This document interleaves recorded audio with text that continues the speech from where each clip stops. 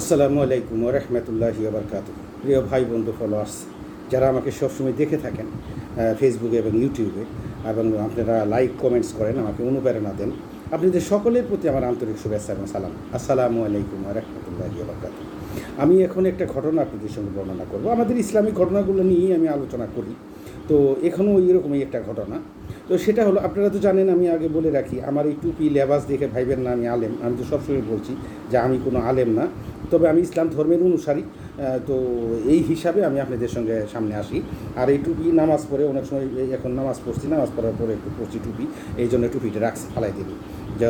যাই হোক, আল্লাহরা আপনারা আমাকে আলেম ভাইবেন না। তো সব বড় কথা হলো যে আমি একটা ঘটনা নিয়ে আসছি। তো আমাদের হজরত মুহাম্মদ সাল্লাল্লাহু আলাইহি সাল্লামের খুব প্রিয় কন্যা, মানে আদরের কন্যা, হজরত ফাতেমা রাদিয়াল্লাহু আনহা। তো ওনার সঙ্গে তো আলী রাদিয়াল্লাহু আনহুর বিয়ের ঘটনা আছে, ওটা আপনারা জানেন। যাই হোক, ওগুলির দিকে আমি যাচ্ছি না। তো ঘটনা হলো যে আলী রাদিয়াল্লাহু আনহু খুব একটা ধনী ছিলেন না, ওনার অর্থনৈতিকভাবে খুব একটা স্বাবলম্বী ছিলেন না। তো ওনাদের টানা হেঁচড়ার সংসার ছিল, কষ্ট করে জীবনযাপন করতেন। তো ফাতেমা রাদিয়াল্লাহু আনহার কোনো দাসী রাখার মতো কোনো অ্যাবিলিটি ছিল না, দাসী রাখতে পারে নাই। তো যার জন্য উনি সমস্ত কাজগুলা নিজ হাতেই করতেন, চাচা পিসায়ে গম আটা জব এগুলো গুঁড়া করতেন, রুটি বানাইতেন, কাপড় ধুইতেন, এবং যাবতীয় কাজকর্ম উনি করতেন, নিজে করতেন। এবং আলী রাদিয়াল্লাহুর সমস্ত সেবা এবং উনি করতেন। ওনার কষ্ট হয় এরকম ধরনের কোনো কাজ উনি করতেন না। তো যাই হোক, কষ্টের জীবনযাপন করতেছিলেন, মানে পরিশ্রম করতেছিলেন। তখন একদিন দেখা গেল, তো রাসূল সাল্লাল্লাহু আলাইহি ওয়াসাল্লাম তো তখন রাজা, মানে যখন মক্কা বিজয় হলো, তুমি তো সেখানের প্রশাসন, মানে উনি তো রাজা, উনি হইলেন সেইখানের কি বলে, আরবের মক্কার তখন অধিপতি। তো ওনার কাছে অনেক সময় অনেক উপঢৌকন আসতো। তো উপঢৌকন হিসেবে অনেক জিনিস আসতো, মাল সামান আসতো, টাকা পয়সা আসতো, ধন দৌলত, মানে অনেক কিছু আসতো। তো এরকম অনেক সময় দাস দাসীও আসতো, অনেক কৃত দাস দাসী অনেকেই তখন রাসূল সাল্লাল্লাহু আলাইহি ওয়াসাল্লামের কাছে আনতেন, দিয়ে যাইতেন। তো এরকম এক সময় কিছু দাস আসছে। তো চিন্তা করলেন, ফাতেমা রাদিয়াল্লাহু আনহা চিন্তা করলেন যে বাবার কাছে আসছে, কিছু দাস দাসী আসছে, তো আমি যাই একটু দেখি, একটা দাস দাসী যদি পাই তাহলে আমার একটু হেল্প হবে, আমার একটু সাহায্য হবে। আমি তো একাই সব কিছু করি। এবং দেখা গেছে এই যে জাতা পিসাইতে ওনার হাতে করে ঘা হয়ে গেছে, এরকম অবস্থা। তো উনি তখন একদিন রওনা হলেন, একটু সন্ধ্যায় রাত রওনা হলেন রাসূল সাল্লাল্লাহু আলাইহি ওয়াসাল্লামের কাছে এই দাস দাসী চাওয়ার জন্য। তো উনি যখন বের হলেন বাসার থেকে, তখন আলী রাদিয়াল্লাহু আনহা দেখলেন যে ফাতেমা রাদিয়াল্লাহু আনহা বের হয়েছেন, কই যাই দেখি একটু, পিছে পিছে উনিও রওনা হলেন। তো যাই হোক, তো যখন ফাতেমা রাদিয়াল্লাহু আনহা রাসূল সাল্লাল্লাহু আলাইহি ওয়াসাল্লামের ওখানে আসলেন, তো ঘরে ঢোকার অনুমতি চাইলেন ঘরে। তখন রাসূল সাল্লাল্লাহু আলাইহি ওয়াসাল্লাম বলছে, হ্যাঁ আসো, ভিতরে আসো। তো ফাতেমা রাদিয়াল্লাহু আনহা পিছনে ঢুকলেন। তো তখন রাসূল সাল্লাল্লাহু আলাইহি ওয়াসাল্লাম মনে করছে তো আলী রাদিয়াল্লাহু আনহু আইসছে, তখন বললো যে আলী তুমি ঢুকো। যাই হোক, দুজনেই ঢুকলো। তো ঢুকার পরে ফাতেমা রাদিয়াল্লাহু আনহা একটা আর্জি জানালো যে বাবা, আমি তো, তুমি জানোই যে আমি তো, আপনি জানেন যে আমি তো একাই কাজ করি, আমার তো পক্ষে অনেক সময় কষ্টদায়ক হয়ে যায়। তো আমি শুনলাম আপনার কাছে কিছু দাস দাসী আসছে, তো আমাকে যদি একটা দাসী দিতেন। তো রাসূল সাল্লাল্লাহু আলাইহি ওয়াসাল্লাম এই কথা শুনে উনি বললেন যে দেখো, তোমাকে আমি এর চাইতে কি উত্তম কিছু জিনিস আমি তোমাদেরকে দিব না। তখন কিন্তু আলী রাদিয়াল্লাহু আনহু সেখানে ছিলেন। যে আমি কি তোমার কাছে কি আমি এর চাইতে উত্তম কিছু জিনিস আমি তোমাকে বলবো? তখন ওনারা চিন্তা করলেন যে দাসীর চাইতে যদি উত্তম জিনিস হয় সেটাই তো ভালো। আচ্ছা, তখন বললো যে বাবা আপনি বলেন।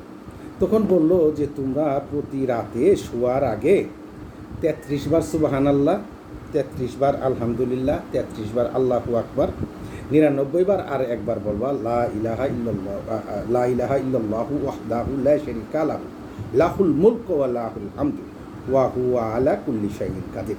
এটা তোমরা পড়বা। এটা তোমাদের এর চাইতে প্রচুর, এবং এটা তোমাদের জন্য যথেষ্ট, এটা তোমাদের জন্য অত্যন্ত উত্তম। তোমরা প্রতি রাতে শোয়ার সময় এটা করবা।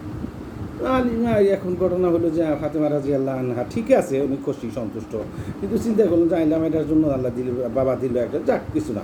কিন্তু আলী রাদিয়াল্লাহু আনহু এটাকে খুব গভীরভাবে নিছেন। উনি চিন্তা করছেন না, আর ফাতেমা রাদিয়াল্লাহু আনহাও গভীরভাবে নিছেন, আমি সেটা বলছি না। তারপরে একটা প্রত্যাশা ছিল, একটা দাসী, যাই হোক, শারীরিক একটা পরিশ্রম কমতো।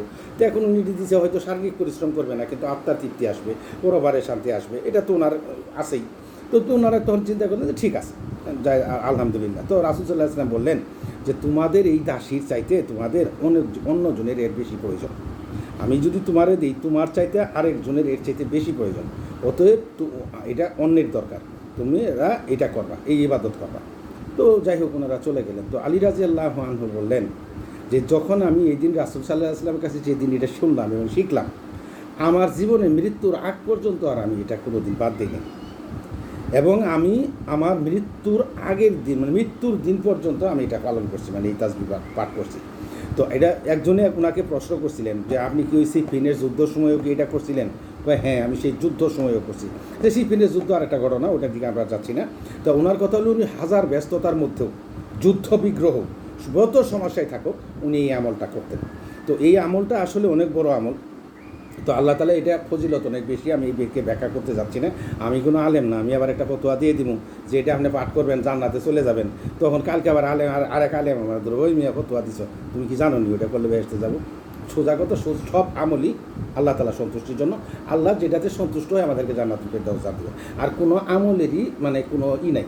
আপনি সুবহানাল্লাহ বিসমিল্লাহ বলছেন, এইটারও একটা ফায়দা আছে, আল্লাহ তালা এরও বিনিময় দেবেন। আল্লাহ বলছে আমি জাররা পরিমাণ, কোনো বান্দা যদি আমার সন্তুষ্টির জন্য জাররা পরিমাণ ইবাদত করে, জাররাকে এটা ধূলিকণা, এই পরিমাণেরও আমি তার বিনিময় দিয়ে থাকবো। তবে আমরা যাই করবো আল্লাহ তালা অবশ্যই বিনিময় দিবেন। তবে আমাদের একটাই কথা সবসময় আমি অনুরোধ করে থাকি সব ভাইকে, যে আমরা আল্লাহ তালার সাথে কাউকে শরিক করবো না। মানে ভাই আপনি এটা না দিলে বাঁচবো না, ভাই আপনি এটা না করলে বাঁচবো না, কারোর উপর ভরসা নেই। হ্যাঁ, কারোর কাছে চাবো ভাই যদি আপনি আল্লাহর রহমতে যদি আমাকে একটু সাহায্য করেন, অথবা আল্লাহ আপনার কাছে যে সাহায্যটা পাইছি এটা আল্লাহ অশেষ মেহেরবানি যে আল্লাহ আপনার মাধ্যমে আমি এর এই ব্যবস্থাটা করে দিয়েছেন। মানে আমরা দুনিয়াদারি যে কোনো কিছুর ব্যাপারে আমরা কোনো কারো কিছুর আশ্রয় নিব না, তাবিজ কবজ করবো না, কোনো কিছুর আশ্রয় নিব না আল্লাহ ছাড়া। কোনো পীর মাসায় কোনো দরবেশের কাছে যাই বলবো না যে আপনি আমার দেন না। আল্লাহ যদি জীবিত কোনো ব্যক্তির কাছে দোয়া চাবেন, মৃত কোনো ব্যক্তির কাছে দোয়া নেই। মৃত ব্যক্তি তার জান নেই, সে বাঁচে না, আপনারা কি দোয়া করবো? যাই হোক, আমরা আরও মৃত ব্যক্তির জন্য দোয়া করবো, আমরা সবার জন্য দোয়া করবো। তো আল্লাহ আমাদেরকে তৌফিক দান করুক। আর আমরা আল্লাহর সাথে কাউকে শরিক করব না। 5 ওয়াক্তের নামাজ ইনশাল্লাহ পড়তে চেষ্টা করব, খুব সহজ। 5 ওয়াক্তের নামাজ পড়া খুব কঠিন না, শুধু এটা আমাদের কঠিন এইটুকুই, আমাদের নিয়তের হালকার কারণে আমরা যাই না। আর যখনই যতটুকু পারি আমরা এক নফল ইবাদত করবো। নফল ইবাদতটা হয়েছে কি, নফল ইবাদতটা আল্লাহর সাথে নৈকট্য করে ফেলে। মানে ফরজ তো এটা আমার দায় সারা কাম, ফরজ তো আমি করবই, ফরজ করলে আল্লাহ সন্তুষ্ট হয় যে আমার হুকুম পালন করছে আলহামদুলিল্লাহ। কিন্তু যখন আমি আবার একটু নফল ইবাদত করবো, সেটা আল্লাহর আরও নিকটবর্তী করবে, আল্লাহ তখন আরও কাছাকাছি আল্লাহকে নিবে, আল্লাহর কাছাকাছি নিবে। আর তখন যা আমি আল্লাহকে বলবো, আল্লাহ আমার কথা শুনবেন। তো আমাদের তৌফিক দান করুক, আমরা বুঝ দান করুক, এবং আমরা সবাই যেন আল্লাহর আনুগত্য স্বীকার করি, রাসূলকে অনুসরণ করি। রাসূলের সুন্নাত আমরা টুকটাক ইনশাআল্লাহ যতটুকু পারি আমরা সুন্নাত আমরা পালন করবো ইনশাআল্লাহ। আসসালামু আলাইকুম ওয়া রাহমাতুল্লাহ।